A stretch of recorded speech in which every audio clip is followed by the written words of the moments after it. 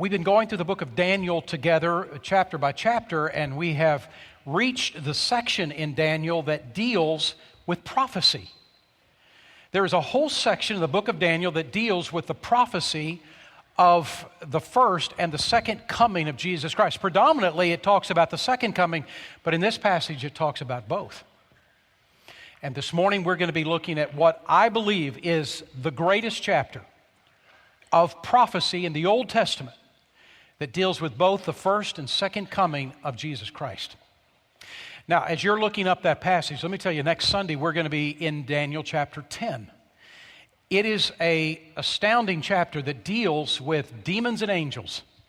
We did a series on spiritual warfare back in February. This section, this chapter deals with one of the strangest experiences in the Bible about the whole issue of demons and angels. We're going to be dealing with that next Sunday.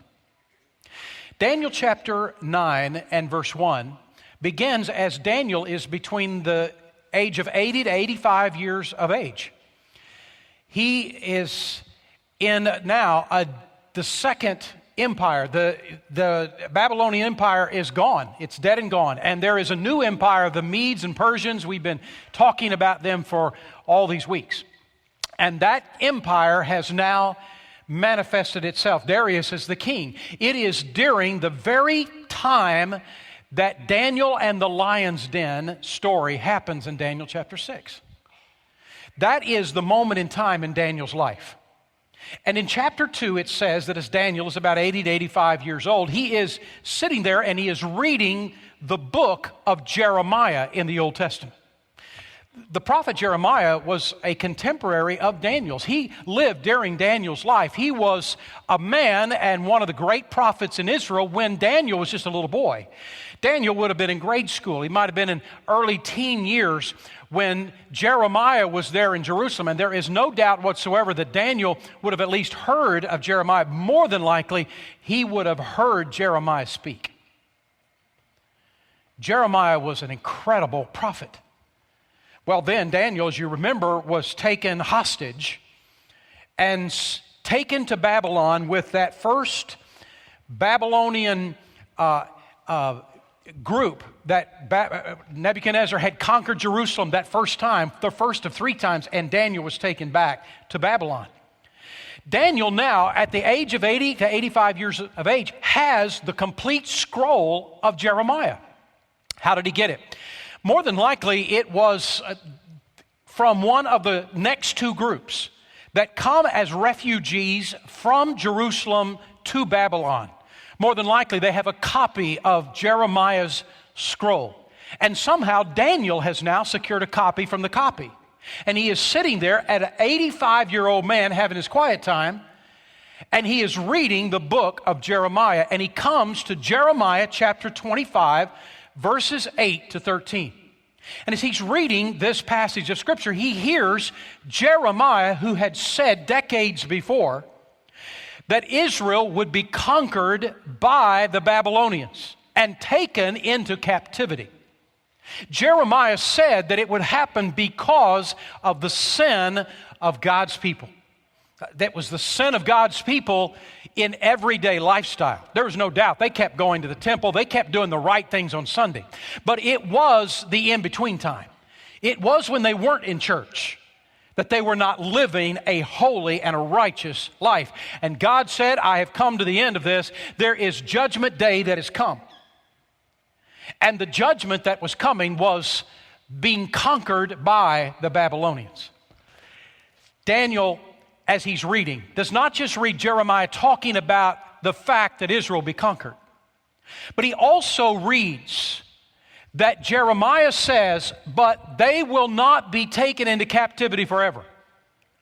Their captivity will only be for 70 years, and then they will have the freedom to be able to come back. Well, as Daniel is sitting there and he is reading this prophecy that had happened several decades before, he's calculating the years and he's saying, 70 years, it's almost up. It's almost been 70 years. And he started getting excited. Daniel goes to his knees and he begins to pray to God. And in his prayer to God, he is praying on behalf of the nation for the sins that got them there in the first place. And he is going before God and asking for forgiveness on behalf of the entire nation. And he's also asking God, you said through your prophet Jeremiah, we would be going back in 70 years. God, it's almost 70 years. Would you make that happen? Could that become reality? And as he is praying, God answers his prayer. God sends an angel, the angel Gabriel. And that angel confronts Daniel in Daniel chapter 9. And he says, Daniel, not only is God going to answer your prayer, and not only is that prophecy of Jeremiah going to come true, but God has another prophecy that's going to knock your socks off. And I've come to bring it to you. Now, what I have done is basically give to you Daniel chapter 9, verses 1 to 19.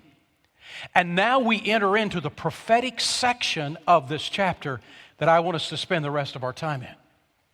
The prophecy from Daniel chapter 9 about the Messiah involves 490 years of prophecy. And it begins in verse 24.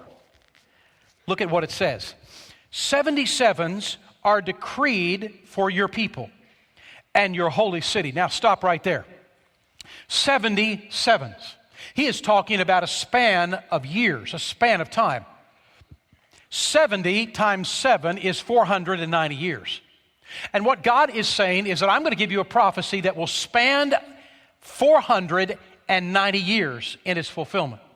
And notice who the prophecy is for. He says, these 77s are decreed for your people and the holy city.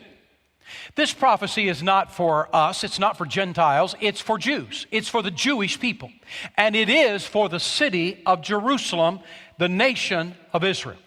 God is saying, I'm going to give 490-year prophecy for the Jewish people and for the city of Jerusalem. You've got to grab that point, or you will not understand this prophecy. You see, in the end times, what God does to bring the world to an end will center around the Jewish people. If you miss that, you'll miss so much of what the Bible teaches concerning the end days. At the end of these 490 years, there are some particular things that he says will be accomplished. Notice verse 24. 77s are decreed for your people and your holy city to finish transgression. And in the Hebrew, I checked, it actually says to finish the transgression. There's a particular transgression in mind. To put an end to sin. Can you believe that? To put an end to all sin. To atone for wickedness. To bring in everlasting righteousness. To seal up the vision and prophecy. All the prophecy's now been done. And to anoint the most holy. Oh, think about all that he's saying. At the end of these 490 years of prophecy for the Jewish people, for Jerusalem, these things will happen. There will come an end to the transgression. Now, what is the transgression? He doesn't tell Daniel. It may very well have been that the angel Gabriel didn't know himself.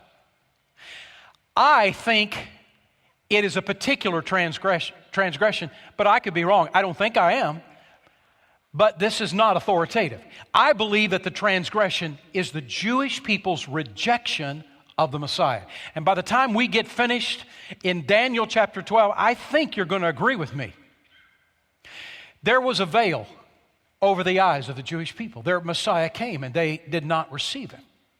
But the Bible says that at the end of days, that veil will be lifted and they will recognize Jesus for who he was, he and who he is, the Messiah for the world, but a Messiah for the Jewish people in specific.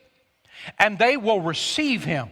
It will be the end of that transgression at the end of these 490 years of prophecy. Number two, there will be an end to sin. Can you even imagine? Sin will be gone. There are many places in the Old Testament and the New Testament that actually describe this coming day. And as it describes this coming day, you take all those passages together, and they are the description of what we know to be the millennial reign, the 1,000-year reign of Jesus Christ. That in itself is a whole nother message. But that is the time he's describing. Third, there will be reconciliation for sin. Now for us, our reconciliation for sin took place at the first coming of Jesus Christ. When Jesus Christ came and by faith we accepted Him into our heart, we were reconciled with God. The Bible says in Romans chapter 5 and verse 1, therefore being justified by faith, we have peace with God through our Lord Jesus Christ. You see, our peace with God, our reconciliation with God came through a personal relationship with Jesus Christ. But this passage is not talking about us. It's talking about the Jewish people that are alive at the end time. Their reconciliation will come at that moment in which Jesus Christ comes back in an event that is called the Battle of Armageddon. The book of Zechariah in the Old Testament is a book that probably many of you have never read or have not read much of. And if you read it, didn't understand what was going on perhaps in the book. The book of Zechariah, a major section of it, really centers in on this great future event called the Battle of Armageddon. It talks about this battle from a Jewish perspective and from a Jerusalem perspective. When you understand that, all of a sudden there's so much that he's saying it comes alive for you. In that description in Zechariah, chapter 13 and verse 1, Zechariah uses a phrase throughout the section that is prophetic in the book of Zechariah dealing with the Battle of Armageddon. He uses a phrase, on that day. And on that day is in reference to that great battle. In chapter 13, verse 1, he says, on that day, a fountain will be opened to the house of David and the inhabitants of Jerusalem to cleanse them from sin and impurity. There will be a moment in time at the conclusion of that great battle that there will be an amazing cleansing of sin and impurity that will happen for the Jewish people. Zechariah chapter 12, the chapter before that, tells us why. Verse 9 and 10 says, on that day, talking about that great battle, I will set to destroy all the nations that attack Jerusalem. Now, the Bible describes in both Old and New Testament that this great battle will happen there in the valley of Megiddo, Armageddon, and all of Israel will be under siege by millions of soldiers from many different countries led by the Antichrist will be coming down upon Israel. Jerusalem totally surrounded, and that God will come to their rescue. He is describing that in chapter 12, verse 9, when he says, on that day, this is God speaking, I will set out to destroy all the nations that attack Jerusalem. Now notice this. And I will pour out on the house of David and the inhabitants of Jerusalem a spirit of grace and supplication, and they will look on me, the one they have pierced. This is Jehovah God talking. How in the world could anybody pierce Jehovah God? Nobody could touch him. But yet they did. In God in flesh, Jesus Christ, pierced for our transgressions. He says on that day, that last day, that great battle of Armageddon, they will look on me, the one they have pierced, and they will mourn for him as one mourns for an only child, and grieve bitterly for him as one grieves for a firstborn son. They will recognize him. He was Jesus all along.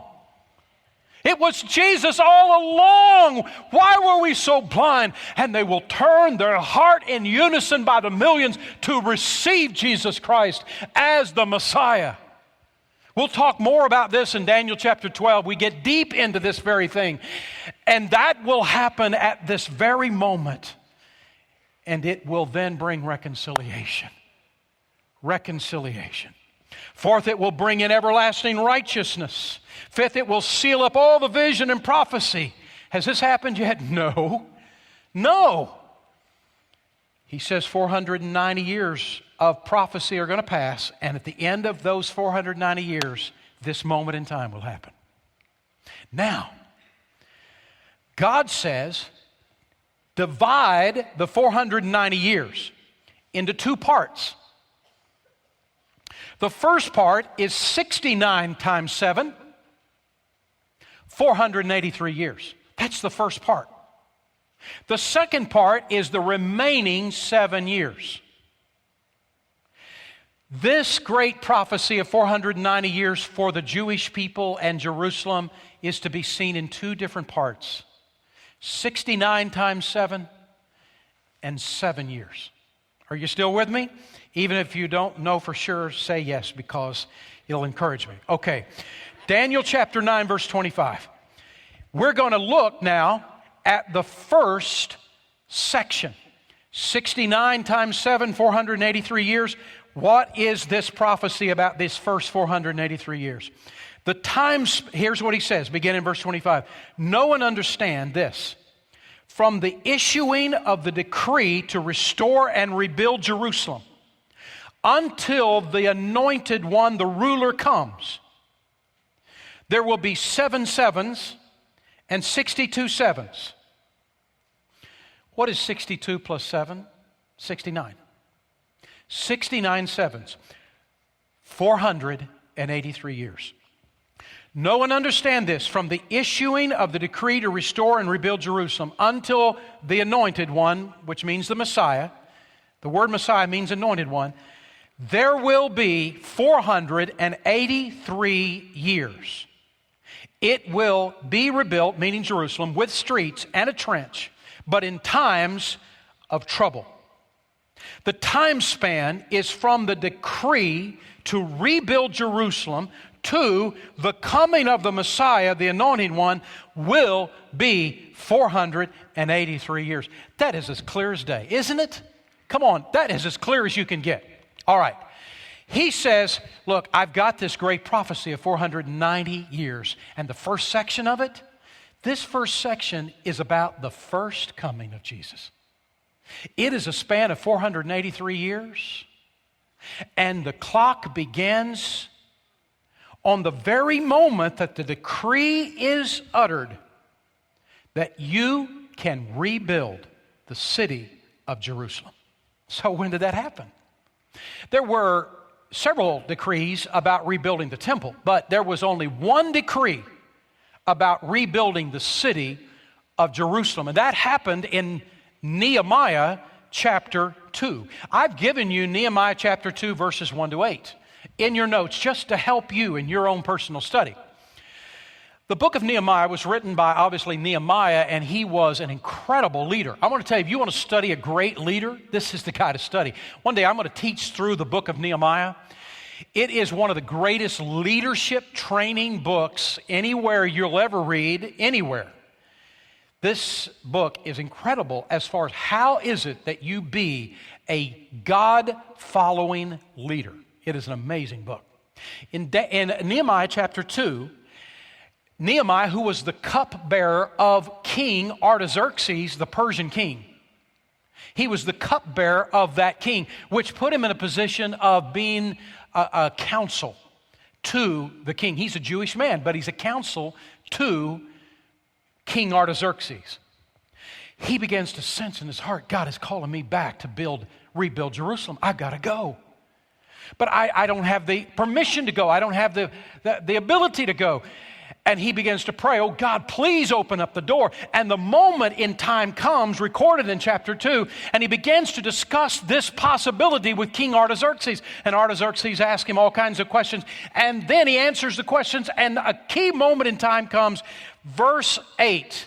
And I've underlined the key portion for you. And it says this, and because the gracious hand of my God was upon me, the king granted my request.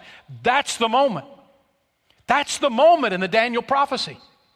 History shows that Artaxerxes issued the decree allowing Nehemiah to rebuild Jerusalem on March the 5th, 445 BC.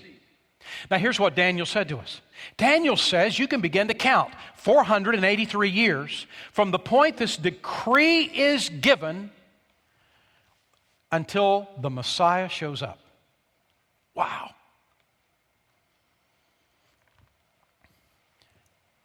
Now, is he talking figuratively or is he talking literally? Well, let's give it the test. Let's see. First, the prophecy is for the Jewish people. This isn't about Gentiles. It's not about people in the church. It's about the Jewish people. So you've got to use the Jewish calendar, not our calendar.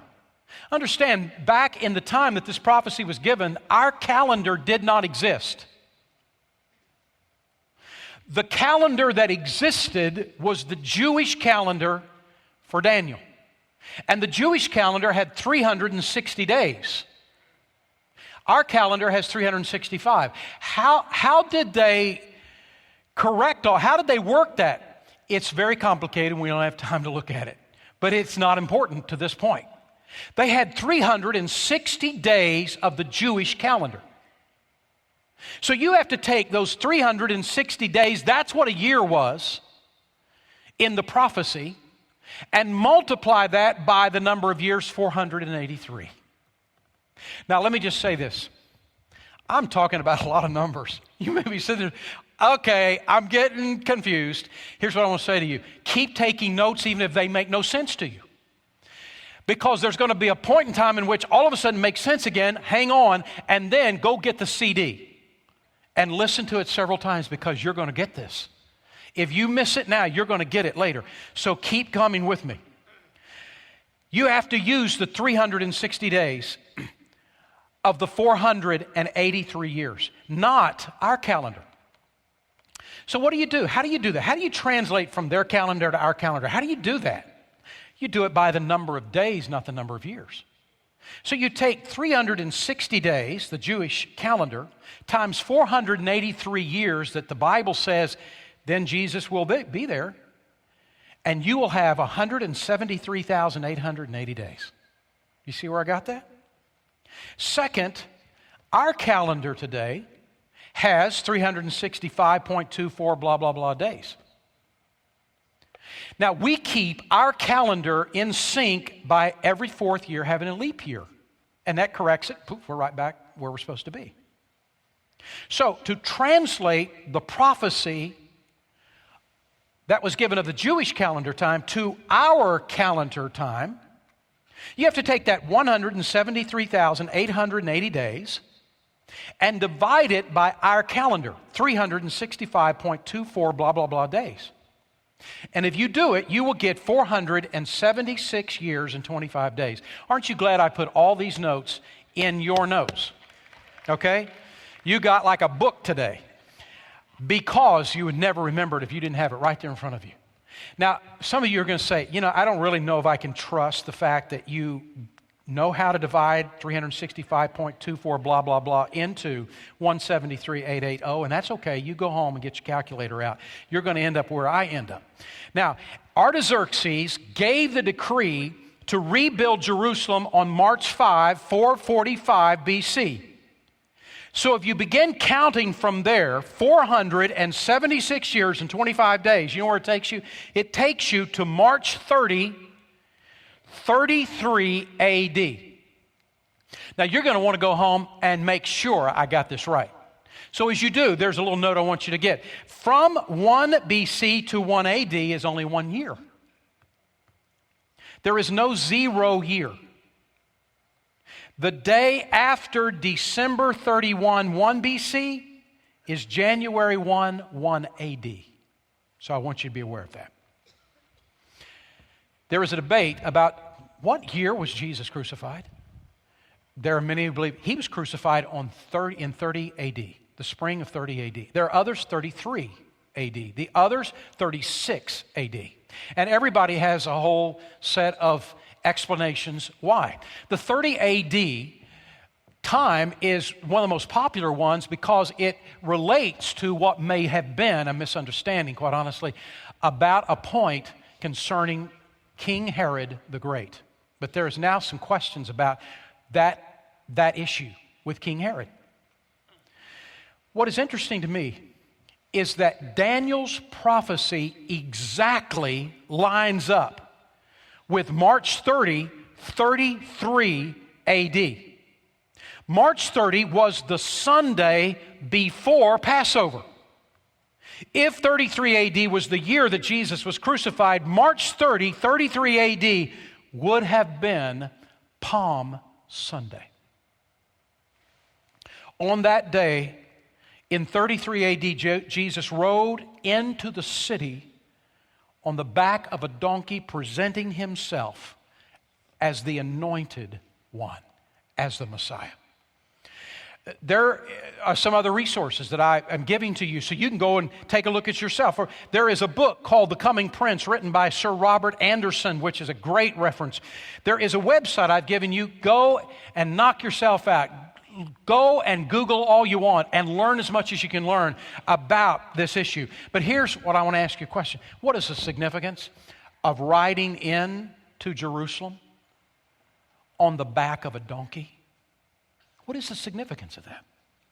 Do you remember that there were times in Jesus' ministry where he would heal somebody, and after he healed them and they said, "Oh, this is wonderful, I'm going to go tell everybody." He said, "Oh no, don't tell anybody." And there were times in which people would say, "You must be the Messiah," and I'm going to go tell people, "No, this isn't the time."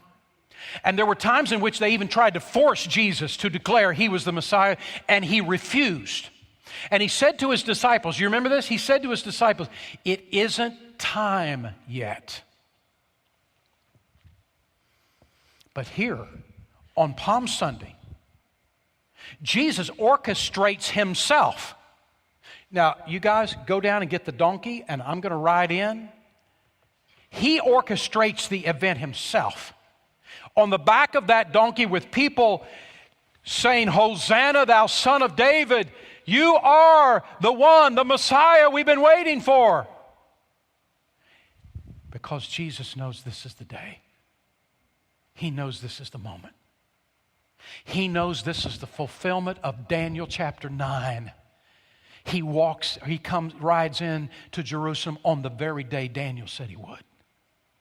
Because he knows the prophecy. And why on a donkey? Go back to Solomon. To King Solomon in the Old Testament. Solomon initiated, here is how you have the coronation of an Israel king. He comes into Jerusalem. Solomon did this on the back of a donkey while people declare, "You are king." He said it. He said how it is it's done. And now Jesus comes on the back of a donkey. "You are the Holy One of God." That is the significance of Palm Sunday. It is the declaration of Jesus himself that he is the Messiah. He is the Holy One of God. All the Jewish leaders had to do was literally interpret their Bible. And they would have known the day that the Messiah would come in to Jerusalem. Isn't that amazing? Now look at this. Daniel chapter 9, verse 25 and 26. "Know and understand this. From the issuing of the decree to restore and rebuild Jerusalem, until the anointed one, the ruler, comes, there will be 7 sevens and 62 sevens. That's 483 years. It will be rebuilt with streets and a trench, but in times of trouble, just read the story of Nehemiah. And he'll describe what was going on in that time. Verse 26, "And after the 62 sevens and the 7 sevens before, after the 69 sevens, the anointed one," notice what will happen, "the anointed one, the Messiah, will be cut off and have nothing." Daniel must have been shocked as he was recording this. What do you mean? We've been waiting all this time for the Messiah to come, and as soon as he gets here, the prophecy is he'll be cut off and have nothing. And it happened, didn't it? 5 days after Jesus rides in to Jerusalem, he is crucified. And he is cut off just like Daniel's prophecy said he would be. I'm going to tell you something. To not believe in God, to not believe that this is the holy book of God, is to be blind. You've got to be blind. You've got to be willingly ignorant because it is so clear, it is so understandable, you can't miss it. The first part of the prophecy, 483 years, is done. It was about the first coming of Jesus Christ. Now, what about these last 7 years? What's that about? That's what we look at next. Are you with me? All right, all right. Whew. Is this not exciting or what? The second part of the prophecy is the last 7 years. Daniel chapter 9, verse 26. After the 62 sevens, the anointed one will be cut off and have nothing. We've just discussed that. That's the first coming of Christ and the crucifixion.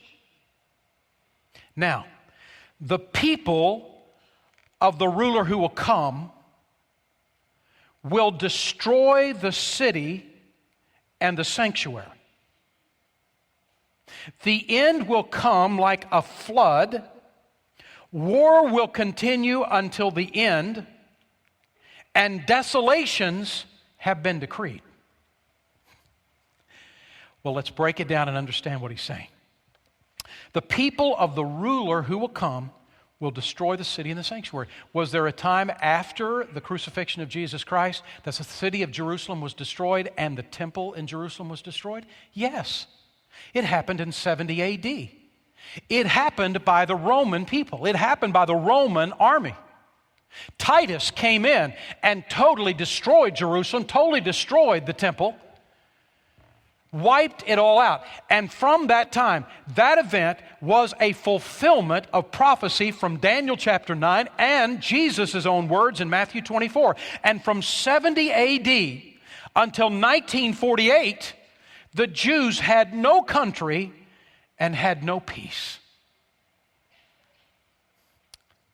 The prophecy is, after this happens, the end will come like a flood. War will continue until the end, and desolations have been decreed. And it is true, war has continued for the Jewish people. It ought to break your heart to think about what the Jewish people have gone through all these years, from 70 AD until 1948, and are still experiencing, but at least they have a nation. At least they have a country. They were dispersed to countries all over the world. They have been persecuted like nobody else in human history has ever known. And some of that persecution has come from Christians, for crying out loud. And Christians have said, we're going to persecute the Jews because they killed the Messiah. They're the Messiah killer. That's dumb Christians who do that. The Bible also says that these people will be grafted in. They will see the Messiah one day and be part of us. They will receive Jesus Christ as Savior, as a Messiah one day. No, we're to love the Jewish people. Respect the Jewish people. They are the people of the covenant of God. But they've been the most persecuted people. We're going to talk about what happens to them in Daniel chapter 12. He says this is going to happen no matter what peace covenant happens that they get. I look back and I'm thankful for the Jimmy Carter peace initiative in the 1980s and for the little bit of ease that it gave them, but it fell apart, and every other one has too. Here is the truth. I want peace in Jerusalem, and I would love for them to experience peace at any time. But here is the truth. No peace accord ever signed will ever cancel out Daniel's prophecy. It will still end up the way Daniel has said. I want you to look at this phrase in verse 26. The people of the ruler who will come will destroy the city and the sanctuary. Those are the Romans. The end will come like a flood. War will continue to the end, and desolations have been decreed. Do you see the people of the ruler who will come? That's the Roman people, and it says that there is coming a day in which a ruler will emerge at the end. He's talking about the end time. A ruler will emerge who comes out of the people that destroyed the temple, the old Roman Empire. The New Testament calls him the Antichrist. It's the same in the two chapters we just finished in Daniel, Daniel chapter 7 and Daniel chapter 8. This one who is going to come is going to be called the Antichrist. And what will he be like and what will he do? Verse 27, he will confirm a covenant with many for 1 7. In the middle of the 7, he will put an end to sacrifice and offering. And on the wing of the temple, he will set up an abomination that causes desolation until the end that is decreed is poured out on him. Here's what I want you to do. I want you to think of 2 clocks. The first clock is the Jewish clock, and it's got 490 years on it. And it begins on March the 5th, 445 BC, with the signing of the Declaration. Jews, you can go back and rebuild the city of Jerusalem after the Babylonian captivity. And it starts clicking. And 483 years click off until the first coming of Jesus Christ, and then it stops. At the crucifixion of Jesus Christ, it stops. There is a second clock. It is the clock called the church. At the resurrection of Jesus Christ, this clock starts. God doesn't tell us how long this clock will go, but we're in it now. We are the church, but there is a day coming that the Bible calls the rapture of the church, where Jesus Christ will come back for us and take us out of here, and our clock will stop. The last 7 years of the Jewish clock are about to start. How do you know it starts? It starts when the Antichrist signs a peace covenant with Israel for 7 years. The peace covenant with Israel for 7 years will include, you can now sacrifices on the altar in your temple. That's what he says. Verse 27, he'll confirm a covenant with many for 1 7. In the middle of the 7, he'll put an end to sacrifice and offering. You cannot sacrifice if you don't have a temple. And there's no temple. Right now on the temple grounds, there is another building. It's called the Dome of the Rock. It's the third holiest site of Muslims. What's going to happen? There are some who say, well, what's going to happen is that right next to the Dome of the Rock, they're going to build a Jewish temple. I can't fathom that actually happening. There is another group of people who say, no, that Dome of the Rock will somehow be removed, and God will make sure of it. And then the temple will be built. And that is part of the covenant that the Antichrist makes with Israel. You can go rebuild your temple now. And they go for it. And they rebuild the temple. There is something that I believe that's going to happen that will remove the Dome of the Rock, and that is an entire hour sermon, and we don't have time to talk about that today, but one day we will. And we will talk about how that Dome of the Rock is going to be removed. That temple will be rebuilt because of this covenant of the Antichrist, but halfway through, here's what he's going to do. He is going to break his covenant with Israel. They have already built the temple. By the way, there is an institute in Jerusalem I visited several times called the Temple Institute. They have now built all the furnishings for the new temple. They have all the robes. They have everything. It's all ready because they have this conviction in their heart. They're Jewish people that there's going to be another temple. We don't know when, but there is, and we're going to be ready for it, and they are now ready. And halfway through those 7 years, the Antichrist will come into Jerusalem, and he'll come on that temple ground, and he will do the abominable. He will cancel out their ability to sacrifice to Jehovah God, and he will declare himself to be God. And he will demand that they now worship him, and the Jewish people will refuse to do it. And he will come against them in fury. And we're going to talk about what happens with all of that in Daniel chapter 12, in the prophecies he gives to us. Jesus talked about this in Matthew chapter 24, verses 15 to 25. I have it for you in your notes. And the book of Revelation talks about it in Revelation chapter 12, verse 14 to 17. And I have it in your notes. Man, I've got as fast as I could go. We've gone as fast as we could go, and we covered so much, and it is so deep, and if you don't get it all, it's okay. Buy the CD. I don't get any percentages on these CDs. Go buy a CD and listen to it over and over and grab a hold of it, because if you get this, you got so much. And so many prophecies will fall into line. But one more statement and we're done, and it's verse 27. Until the end, that the decree is poured out on the Antichrist. At the end of those 7 years, when the whole 7 years have ticked down, Jesus comes back. It is the battle of Armageddon. And Jesus says, stand back, folks. because that man is mine.